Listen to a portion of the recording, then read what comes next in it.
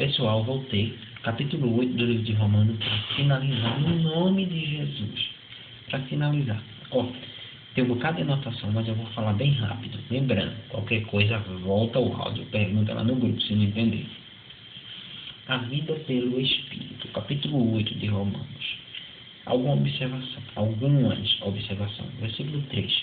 Portanto, aquilo que a lei fora incapaz de fazer, por estar enfraquecida pela carne, Deus o fez enviando seu próprio Filho à semelhança do homem pecador como oferta pelo pecado.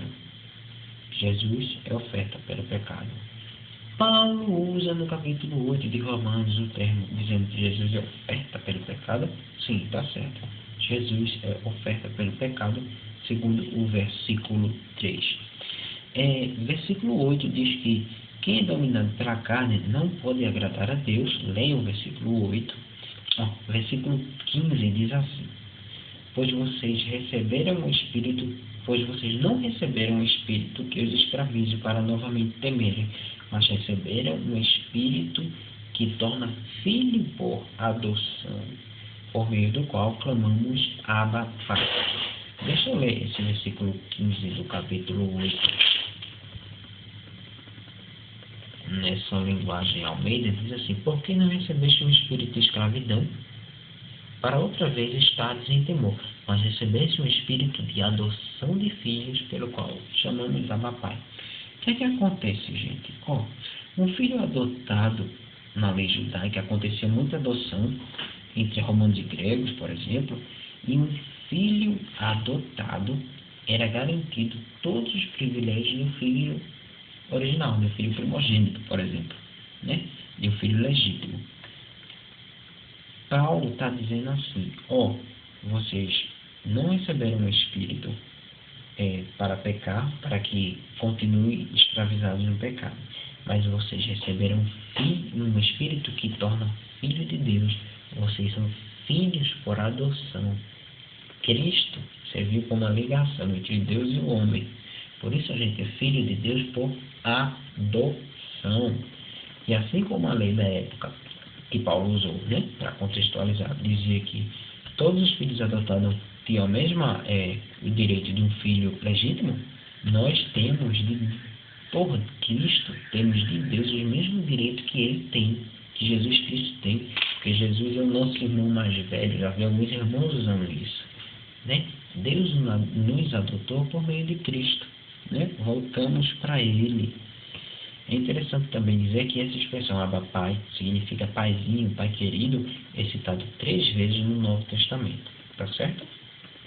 Então, versículo 15 diz que nós recebemos o espírito de adoção, e a expressão Abba, Pai é citada 3 vezes no Novo Testamento, Marcos 14 e em Gálatas 4. Tá bom? Versículo 20 fala sobre a glória futura. É muito interessante. Eu vou ler com vocês esse versículo 20 e versículo 21, ao versículo 22. Vê que interessante. Deixa eu ler na Almeida, capítulo 8, versículo 20 a 22. Diz assim: porque a criação ficou sujeita à vaidade, não por sua vontade, mas por causa do que a sujeitou, na esperança de que também a mesma criatura será libertada da servidão da corrupção, para a liberdade da glória do Espírito de Deus. Porque sabemos, presta atenção agora, lê aí, olha para a Bíblia, versículo 22, porque sabemos que toda a criação geme e está juntamente com dores de parto até agora. Versículo 23, e não só ela, mas nós mesmos que temos as primícias do Espírito Santo, também gememos em nós mesmos, esperando a adoção, a saber, a redenção do nosso corpo. O que está dizendo aqui que pode ser cobrado na prova? É interessante, eu me lembrei agora da conversa que eu tive com o Dona Osó quando eu vim da faculdade. Ele estuda na faculdade de Boa Viagem, eu já trabalhei lá, trabalhei por 4 anos lá, e a gente vinha falando sobre a redenção, sobre o céu, nova terra. Foi muito bom aquela conversa que a gente teve, eu querendo ouvir ele conversando. A gente veio de Vitória até aqui falando sobre isso. Foi muito bacana. E ficou bem marcado, porque foi muito proveitoso. É muito bom conversar coisas proveitosas, principalmente sobre a Bíblia. A gente está falando até de Troia, né? Será que no novo céu e na nova terra vai ter ecossistema, essas coisas? Eu acho que eu citei esse versículo, que a natureza clama pelo dia da redenção. Pode ser perguntado na prova. Paulo diz em algum momento que a natureza geme para ser, querendo que o dia da redenção chegue. Versículo 20 e versículo 21, a gente vê que a natureza aguarda a redenção e que ela geme com dores de parto. Não sou eu que estou esperando Jesus, mas o próprio cosmos. O pecado não afeta a vida de nós humanos ancorados na graça. O próprio cosmos, a própria natureza sofreu com o pecado. Eu vou ler novamente o versículo 22. Diz assim, ó. Sabemos que toda natureza criada geme até agora com dores de parto. Versículo 23, e não só isso, mas nós mesmos também gememos.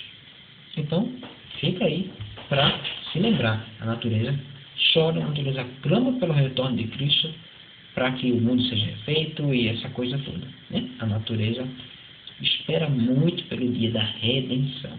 Decora isso, decora isso. Versículo 26 e 27 eu quero falar rapidinho. Da mesma forma, o Espírito nos ajuda em nossa fraqueza, pois nós não sabemos como orar. Paulo diz que a gente não sabe como orar. No versículo 26, anota isso. Paulo diz que não sabemos como orar. Por isso o Espírito Santo intercede por nós com gemidos inexprimíveis. Ou seja, gemidos inexprimíveis são palavras que a gente não pode entender. Alguns irmãos da igreja dizem assim: quando você está orando, meu irmão, aleluia. Gente, eu estou me soltando assim porque eu estou com sono, tá?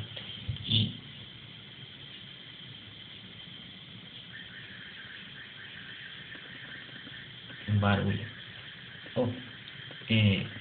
O versículo.